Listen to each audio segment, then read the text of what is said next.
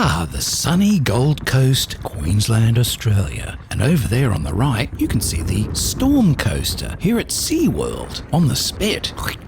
No, not that kind of spit. And just a little further along, their new wooden roller coaster, the Great Leviathan. Something like the guys at Magnetic Racing might be working on. And rumour has it they're also considering a carousel as well. At this rate, we'll be able to open our own bloody theme parks. Now, whose stupid suggestion was that?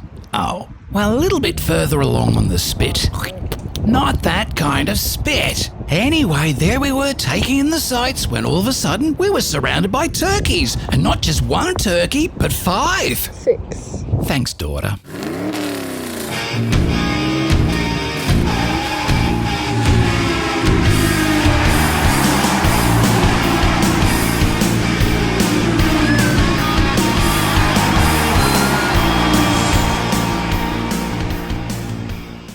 Hey there, slot car adventurers. And continuing on from our track lighting fun episode, I'm going to install these little LEDs in all the pit lane garages.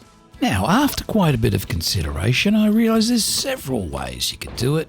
And this is just one way. I decided to position it pretty much centre, but more forward, so as the light spills out onto the actual pit lane itself.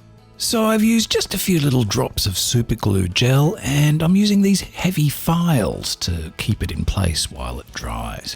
Then I'm slowly working along the length of the wires until it's all locked down in place. Now, being that they're hidden behind that centre post, I've found a spot. I'm drilling a little hole in the base right next to the post mount, feeding that through from the top. And have a look at what happens when we reassemble this. You won't be able to see these cables. I'm not even going to bother painting them. Well, not at this stage. And while I was at it, I got busy using Photoshop, found a bunch of images and then sized them to suit. And I've glued them on the inner walls of these garages. And they're looking a lot more like pit lane garages and less toyish. Yeah, much better. Each garage has its own unique team racing banner and a wall of tool chests as well. Amazing what you can find on the internet these days. And the final result? Ta-da! Much better. Now all I've got to do is do the same for another 5. I'm assembling them as 2 sets of 3 garages, and I'm concealing the wires underneath and taping them with this electrical tape. I also used a round file to carve out some notches for the wire access. The result? One awesome fully lit pit lane. Each garage now has its own light as well as its own custom graphics, looking so much better. And you know, maybe I should add some of those team graphics to the outside as well.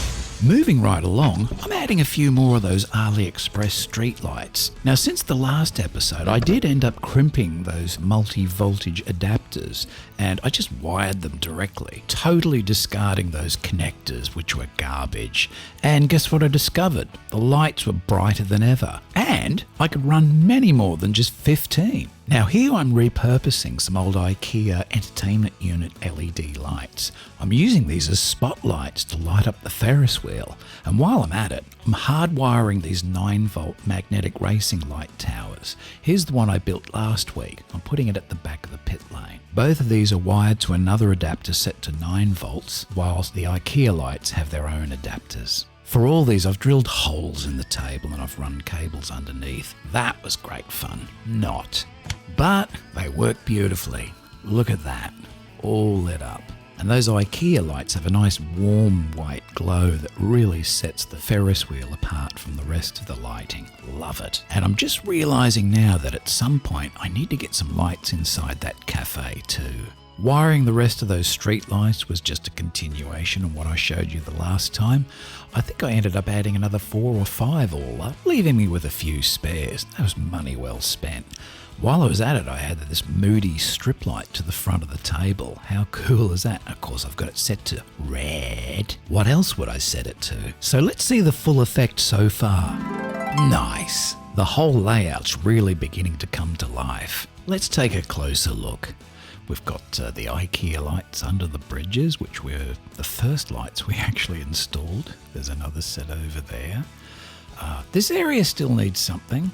We've got the lights under the bridges. We've got the lights down the centre there. The Ferris wheels lit up beautifully. See what I mean about that nice warm glow? Really brings the yellow out.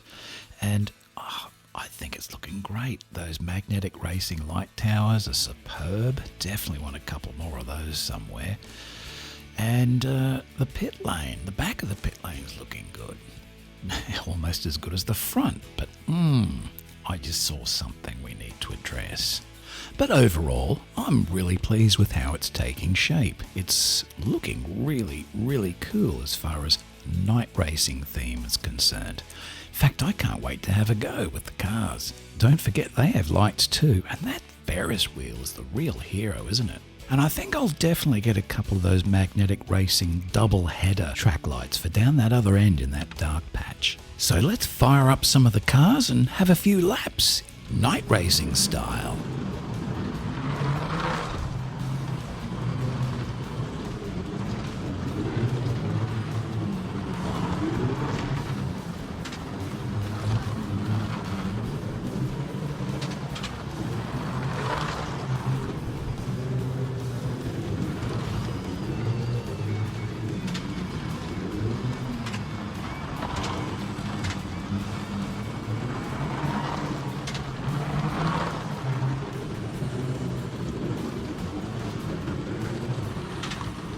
You know what, I could just stay in here all night, just like this. But there's one thing that's bugging me right at the moment. Can you guess what it is? I took a quick time out to install one more light in the control tower. But I got a bit of a surprise. Unbeknownst to me at the time, there was something nefarious going on inside there. Hence why the lights were out. So I think we better leave them to it, eh? But overall, a great result. It's looking fantastic. One little space left to light up there between the bridges, and maybe another light in the Red Bull Cafe, and I think we're done. Good job. Now, here's a quick update regarding my new Father's Day McLaren and the Red Bull Enforcer. Quick Slick's tyres have arrived for both of these, so without any further delay, I'm going to throw them on. I'm also going to swap out some of the guides, removing the Slot Invasion USA red guides from a couple of the other cars and placing them on here just until new ones arrive. If you haven't fitted those before, it's just a simple task of removing the old one. It just clicks out. Nice pair of long-nose pliers are the easiest tool to use. And after pushing the braids aside a little, the new one just clicks in there. Press it firmly. There's the click. We're all done. Adjust the braids. We're ready to rock. Now let's have a look at it. We've got the red highlight on the rear wing there and the red performance guide to match. Looks good. Let's get those tyres on, shall we? Now for this McLaren, I chose the SCA 02 XF. That's extra firm. These particular tyres fit a lot of the Carrera cars. They seem to be the ones that were just the right fit for the McLaren. But let's see how we go. Straight out of the packet, they're great. They're well made. They feel like they mean business. Well, let's get them on the car quick smart. What I've found through trial and error that on this particular track, designed this particular way, I get the very best performance with the Quick Slicks tyres. I'm Quick Slicks all the way while I've got this layout. But that is not in any way to diminish the other tyre brands available. You try the different ones out, you see which ones work best for you, and you go with them. It's not a competition, it's not mine's better than yours, your tyres suck. Yeah, you just use whatever gives you the best result. End of story. And the tyres that I happen to like the best are these Quick Slicks. And these ones fit this McLaren pretty darn well. The other tyres are a different model altogether for the Ferrari. Part number CB59F for firm. They should be a great fit. All done. And here they are, ready to film their sequel, Revenge of McLaren. How does that sound? Now, here's a brand new segment, Subscriber Spotlight. And to kick it off, Brian Jarrett from Horsham, Victoria. Brian has sent through a ton of pictures and there's just not enough time to show them all, so I've picked the best ones and I'll zip through them quickly. If you want to take a longer look, just hit the pause button on the video. Too easy. I believe his track is a SCA Electrics, very nice, but his scenery is just amazing stuff.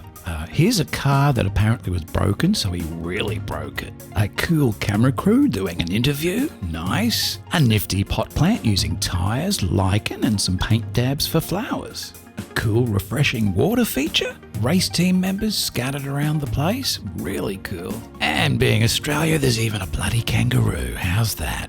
My favourite section is the pit lane, look at this. And here it is lit up. Looks amazing. And here's a nice aerial view taken from Brian's Qantas jet model. Window seat, of course. And check this out.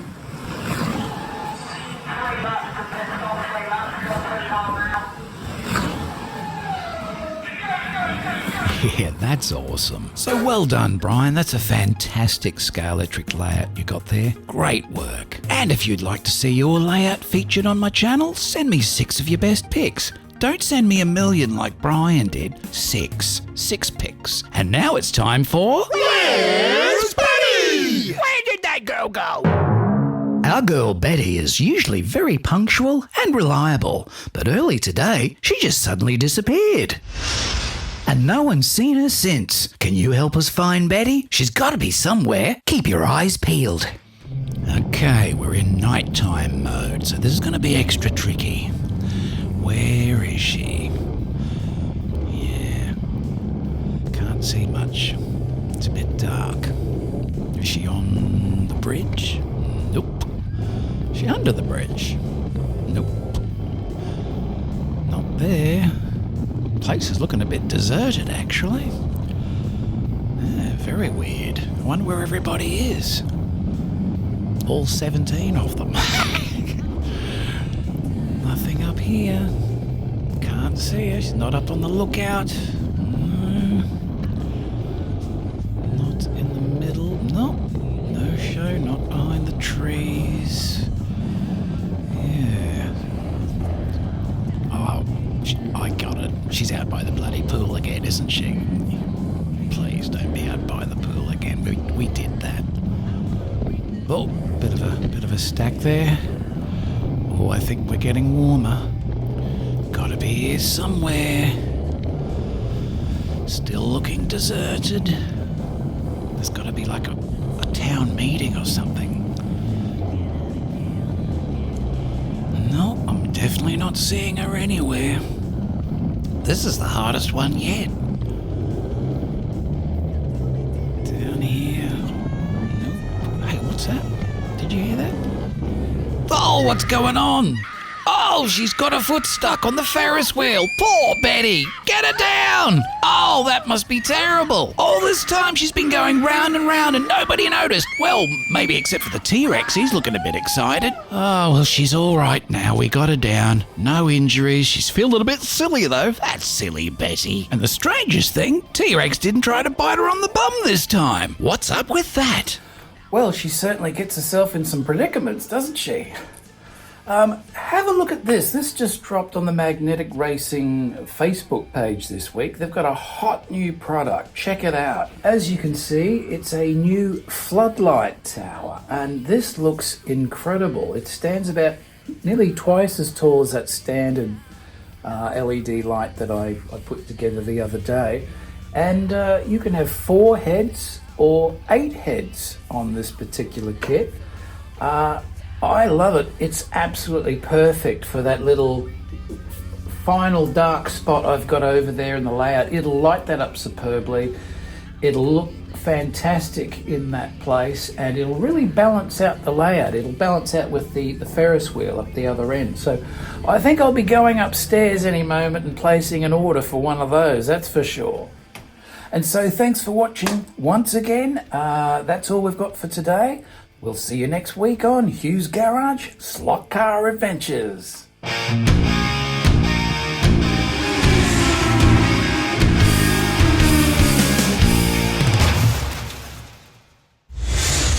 And don't forget, if you've got a great looking layout, show it off. Send me your best 6 pics and I'll feature them on the channel. See you next time.